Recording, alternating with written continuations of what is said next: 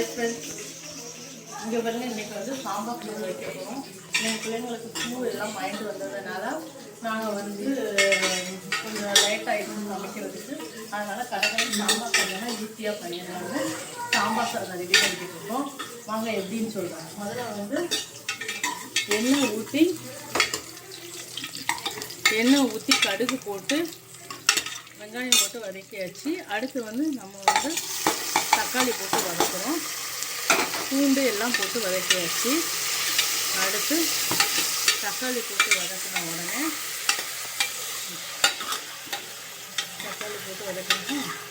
தக்காளி வந்து நல்லா வேகட்டும்.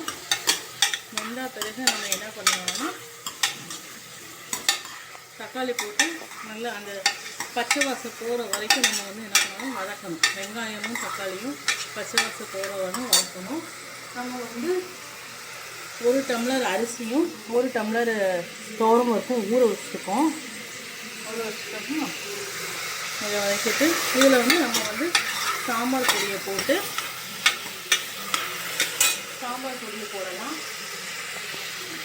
பொடி போட்டு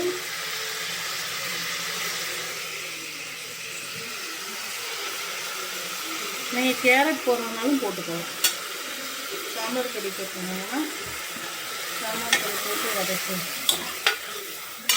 பண்ணிட்டோம். வதக்கிட்டு காய்கறி என்ன சேர்க்கிறோம்னாலும் நம்ம சேர்த்துக்கலாம். இந்த சாம்பார் பொடி வாசனை போகிற வரைக்கும் நம்ம வதக்கணும். வதக்கிட்டு நம்ம என்ன பண்ணோன்னா, நான் வந்து 1 டம்ளர் தண்ணி எடுத்துருக்கேன். அதனால் 6 டம்ளர் தண்ணி விடணும். 6 டம்ளர் தண்ணி விட்டோம்னா கரெக்டாக 1 2 3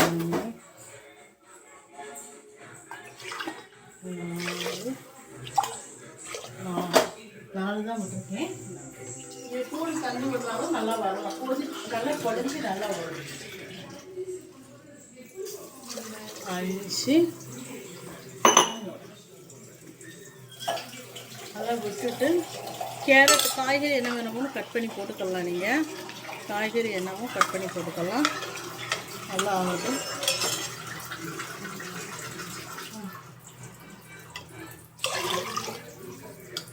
நல்லா வச்சிங்கன்னா தண்ணி நிறைய ஊற்றணுனாலும் ஊற்றிக்கலாம். 8 டம்ளர் 8 டம்ளர் அதுக்கிட்ட ஊற்றினாலும் ஊற்றிக்கலாம். நம்மளுக்கு வந்து நல்லா குழஞ்சி நல்லா வரும் சாம்பார். சின்ன பிள்ளைங்க சாப்பிட்றதுக்கு நம்மளுக்கு நல்லாயிருக்கும், டேஸ்ட்டாக. இது வந்துச்சாங்க. இது ஒன்று கொதித்து வந்த உடனே கூட்டி வச்சுருக்கோம். இது கொதித்து வந்த உடனே நம்ம ஊற வச்சுருக்க இதை வந்து போட்டு மூடிட்டோன்னா ஒரு 6 விசில் 7 விசில் வந்த உடனே ஆஃப் பண்ணிட்டோம்னா சாம்பார் சாதம் ரெடி ஆகிடும். நான் கொஞ்சம் காய்கறி வெட்டி போடுறேன். ஓகே, பாய், தேங்க்யூ.